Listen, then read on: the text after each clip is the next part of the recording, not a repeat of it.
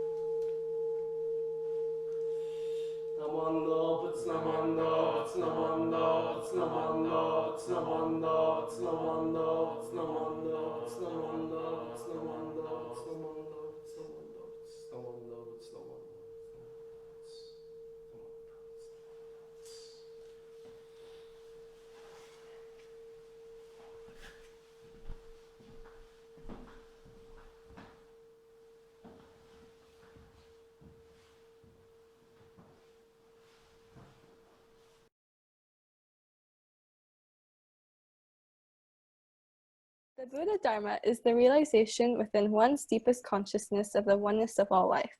For the attainment of this purpose, the Buddha left for us to follow the Eightfold Path, which is the way of prime importance. Right view. To keep ourselves free from prejudice, superstition, and delusion, and to see the true nature of life as it is. Right thoughts. To turn away from the evils of the world and direct our minds towards purity. Right speech. To refrain from pointless and harmful talk and to speak kindly and courteously to all. Right conduct. To see that our deeds are peaceful, benevolent, compassionate, and pure. To live the teachings daily. Right livelihood. To earn our living in such a way as to entail no evil consequences. Right effort. To direct our efforts incessantly to the overcoming of ignorance and craving desires. Right mindfulness. To cherish good and pure thoughts, for all that we say and do arise from our thoughts. Right meditation. To concentrate our will on the Buddha, his life, and his teachings. May the presence of the Buddha, who said that he would abide in the Dharma, be our guide. May we, with earnestness, gratitude, and unfaltering steps, tread upon this noble Eightfold Path until we too shall attain enlightenment.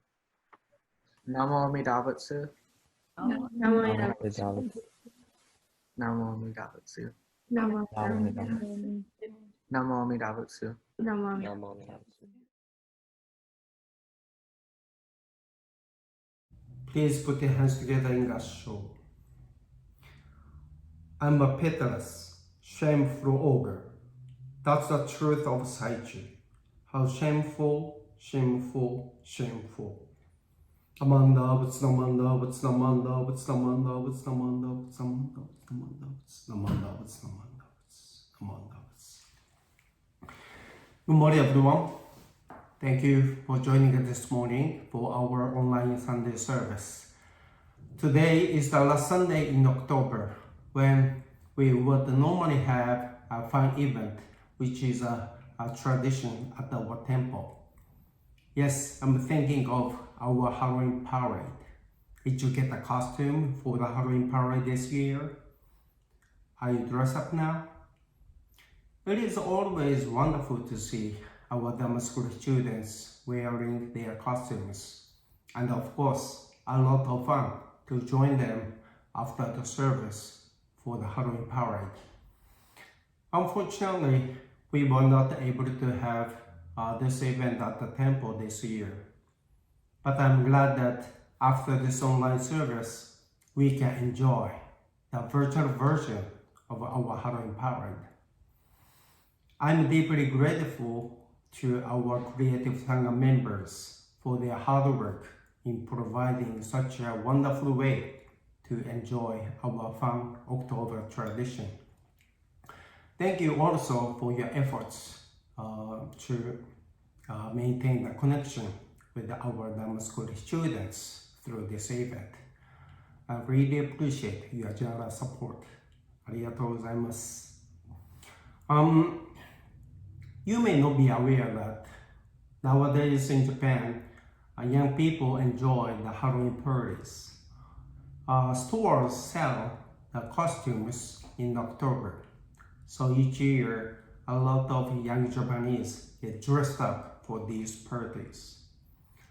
This Western tradition has been popular in Japan, but most of the kids don't know where it comes from.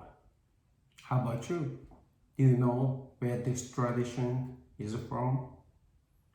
I bet that many kids learned it at school, right? According to several sources, Halloween originated from the Celtic New Year and the harvest celebration over 2,000 years ago. For the Celts, the beginning of winter was actually the start of their year.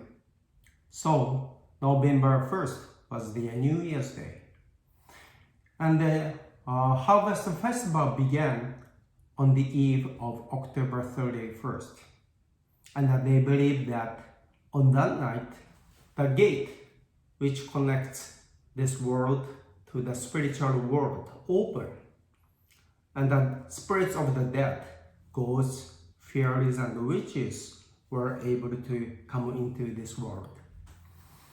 In order to protect themselves from their weird visitors, the Celts wore masks and strange costumes. Also, they built a bonfire which the Celtic priests danced around. This is the origin of Halloween. Of course, many people don't think about the Halloween's religious origins, but just like the excuse to enjoy fun party. So we associate Halloween with dressing in costumes and enjoying the treats. I've seen many kids enjoying our Halloween party since I came to the US. When I was in Japan, we didn't have such events. But here, we look forward to seeing the kids' colorful costumes every year. Some kids still surprise me by wearing a scary or bloody mask and a costume. But the Halloween party makes all our students smile, and we always enjoy the party. 2 years ago, my son was dressed up as Batman and attended the Sunday service to join the Halloween parade. He was really happy to wear his favorite costume and get a lot of candies. Even after coming home, he wore the costumes and played with his sister. After a while, they asked me to play Uno, and the three of us played it about 10 times. We never know who will win, and that's the pleasure of this card game, right? But my son lost the last 3 games in a row. He was kept and got many draw 2 cards from both me and his sister. We saw him with a smile, but couldn't see his eyes because of the mask. He was quiet for a while, so I took off his mask. We were surprised to see he was angry. He was staring at us with tears in his eyes. I felt sorry to have made him feel bad. But at the same time, I remembered again that masks hide one's feelings and emotions. Because masks can hide the expression of the one who wears it, it's hard for others to see what the one wearing the mask is thinking. Fortunately, my son gradually calmed down and played with his sister again. Anyway, this incident reminded me of Saichi Asahara, a Myokonin who passed away in 1932. Myokonin is a term used in Jodo Shinshu tradition to refer to the most devout and excellent Nimbus followers. These Myokonin, in many cases, wrote poems expressing their deep understanding of the Nimbus and the Buddha, the Pure Land, and the other aspects of Jodo Shinshu. Saichi was one of the greatest Myokonin, respected by many Nimbus followers in Japan. There are many interesting stories about Saichi which illustrate his humility. Saichi was from Shimane Prefecture in Japan. The Saichi Museum was built after his death by Jodo Shinshu members who loved and respected him. In the museum, there is a portrait of him holding a nenju and setting up a straight seiza on tatami mat, like this. Okay, can you see this? This is a picture my wife drew. It looks nice, right? Okay. There is an interesting story about this portrait. Okay. When the artist finished the portrait, he showed it to Saichi. It was very lifelike, like a photograph. However, Saichi complained about this portrait, saying it didn't resemble him at all, and he refused to accept it. The artist was surprised at these unexpected words and asked, "What about it doesn't resemble you?" Saichi explained to the artist, "I'm not such a good-looking guy. You made me look too calm and beautiful, but I'm a jealous, hateful, and a resentful individual. This picture doesn't say anything about me." The artist asked him, "What do you want me to do?" Saichi told the artist to draw the ogre's horns on his head so that he looked capable of picking on people and hurting their feelings. So the artist added the horns on his head like this. See this? So when Saichi saw the new version, he was very satisfied with it.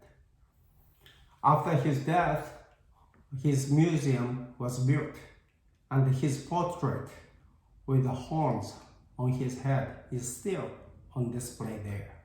It's a very interesting story, isn't it? Okay. Saichi was someone who sincerely regretted having feelings of greed, anger, hatred, jealousy, and so on. He also didn't want others to recognize him as a good person because he could clearly see the ogre existed in his heart and mind. That's why he created the poem which I shared with you in the opening meditation. "I'm a pitiless, shameful ogre. That's the truth of Saichi. How shameful, shameful, shameful." As you can see, through the light of Amida Buddha's wisdom, Saichi reflected deeply on his selfish nature. But at the same time, he rejoiced in the depth of Amida Buddha's compassion, because Amida Buddha embraces all people equally without discrimination, just as they are, and no matter what kind of person, people they are.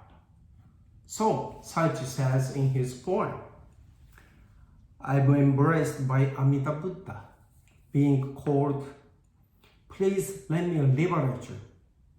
How grateful I am for Amida Buddha's great compassion." When Saichi encountered the great vow of Amida Buddha, he was deeply grateful for Amida Buddha's compassion, which is to never forsake him. When he became aware that Amida Buddha's vow was established to liberate those of selfishness like himself, he couldn't help but repay the debt of gratitude for Amida Buddha's wisdom and compassion. Then he came to the realization that what he could do was live humbly and try to work for the benefit of society. Although his income was small, he often made generous donations to the victims of natural disasters, wishing for their happiness. His sincere self-reflection and humble way of living impressed many Jodo Shinshu members because of the deep understanding of the Nembutsu teaching. Though he died 88 years ago, he still has the love and the respect of many, many Nembutsu followers in Japan. Such a story makes me realize that I usually wear a pleasant, smiling mask to hide my selfish nature. I don't know how others see me, but I have to admit that I'm full of ego and selfishness. And so that you cannot see my true face full of greed, anger, hatred, jealousy, and attachment, I need to wear a nice mask to hide my true nature. I think most of us wear a pleasant mask so that nobody can see our true nature. But when we remove it, our face shows the ugly expression of our ego and attachment, complete with the ogre horns in Saichi Asara's portrait. We don't often remove our masks because nobody wants to see our scary horns, right? But we must realize how important it is to always look deep into ourselves, just as Saichi did, by using the Nembutsu teaching as a life's mirror. When we see our real face reflected in the Nembutsu or Dharma mirror, we are made aware of the depth of Amida Buddha's compassion, which will never forsake us, but instead embrace those of us with ogre's horns. Okay? This awareness will surely lead us to take action to repay the debt of gratitude for Amida Buddha's working. It moves us to share the Buddha's compassion with others and to create a comfortable community which doesn't discriminate between people. That's a wonderful community which accepts others' social identity and protects their human rights. It should describe our Sangha community without prejudice, bias, or discrimination. So right now is an opportunity for all of us to reflect sincerely on our selfish nature, kept hidden behind the mask. Let's take off our masks and use the Nembutsu teaching as life's mirror.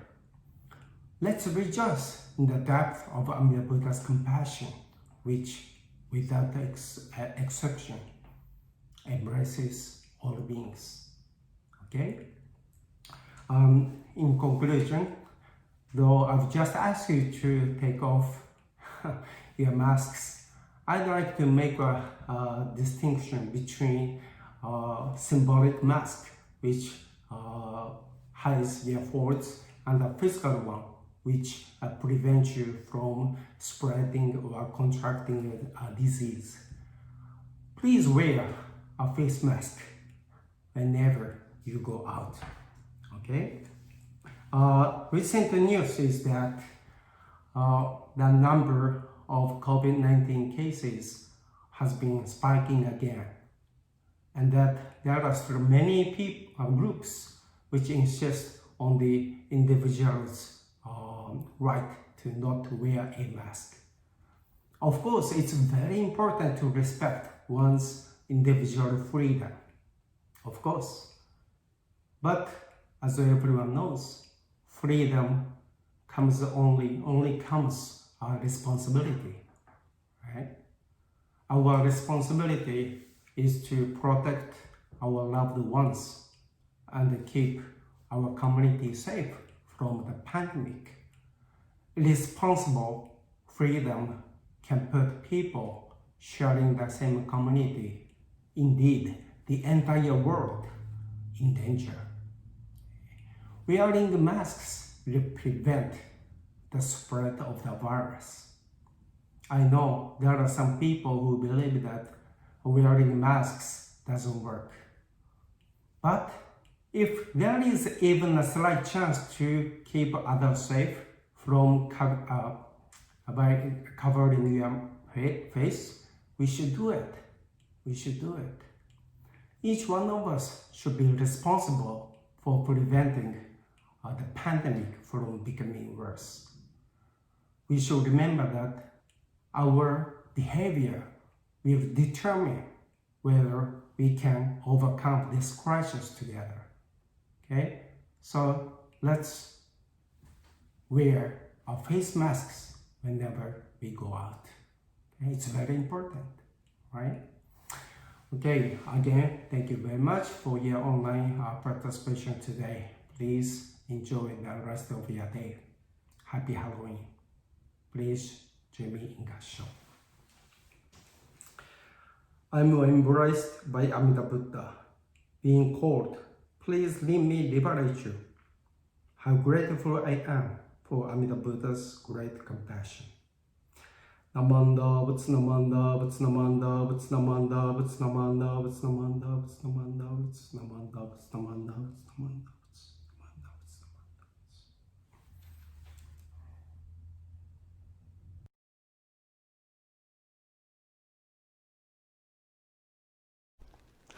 Thank you, Sensei, for your Dharma message today, with a good message about the Saichi, as well as your Dharma message. Earlier, you've produced the last 2 echo articles about a different Myokonin, Shoma, who all these stories help remind us that you don't need to be the most educated or the most scholarly person, but having the true understanding of the essence of the teachings is the most important thing. It's a good reminder, so I hope that everyone takes it to heart that you don't need to be scholarly study of the sutra. You don't need to understand word by word what everything means. As long as you take refuge in the Nembutsu and find the true essence to the Pure Land path, that is the real importance. So I'd like to also remind, if people are watching this live on Sunday morning for our watch party, that we will have a live workshop following this that will be expanding on and discussing the recent Ju Sei, or the currently ongoing Ju Sei exhibit on the queering of Japanese Americans. So please, if you're able and have the time, stay with us today. Thank you again for your time.